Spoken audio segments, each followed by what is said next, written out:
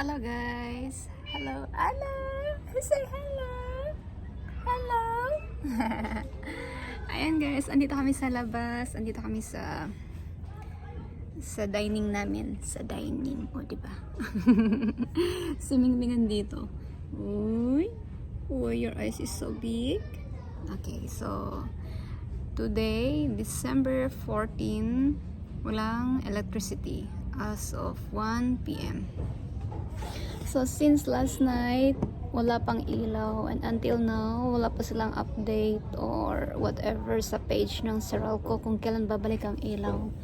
So, nilabas ko si Elias kasi walang aircon sa room namin, and inopen ni Chad yung window. Gusto niyang tumalon, kaya nilabas ko na lang siya. Mas mahangin dito sa baba. Mahangin din sa taas, kaso gusto niyang tumalon. So, dito na lang kaming dalawa. Antayan namin kung kailan babalik yung ilaw. Yung ano namin, yung emergency lights. Naka-on siya. Kaso, dalawa. Dalawa yung emergency lights namin na naka-on. Oh my God! Bumalik na siya! Bumalik na yung ilaw!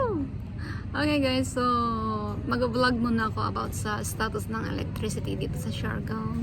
So, ganito ang isang factor na kailangan nyo i-consider kung gusto nyo mag-work here sa Siargao, like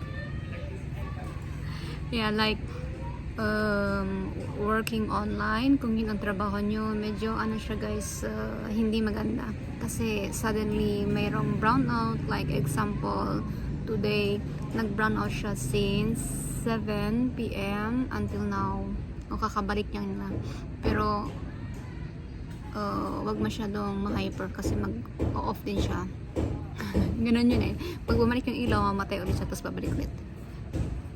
So, yan ang isang factor guys. Kung pupunta kayo dito sa Siargao, tapos ang trabaho nyo is online, kailangan nyo i-consider yung status ng electricity kasi most of the time, merong suddenly na brownout, and then minsan ang tagal bumalik ng ilaw like this day.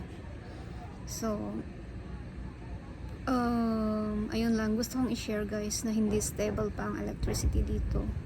May mga resort na may mga generator and then Starlink, which is pwede kayong mag-work doon or pumunta, pero to have a business tapos magba-burn out ng ganito katagal, which is hindi maganda guys, kasi of course masisira ang mga stocks. And then kagabi nag-open kami, and pinauwi ko na lang yung mga staff namin lang around 8:30 kasi hindi talaga siya bumalik. Buti na lang pinauwi ko sila ng maaga kasi nag-start siya ng 7, which is dinner time, tapos nag-brown out. Meron kaming generator pero hindi pa namin siya pinapaayos.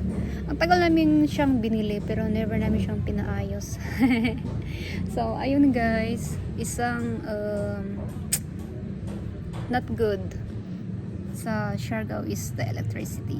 So honest lang po yung sinabi ko.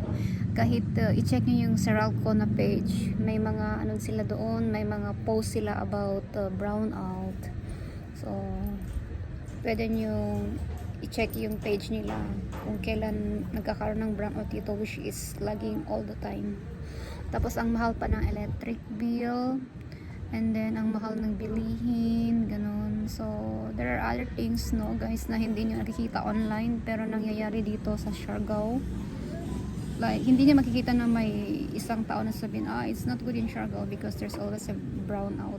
Syempre walang magsasabi na ganun. Meron siguro pero hindi pa siya napapanood. No, Elias, gusto niyang bumaba.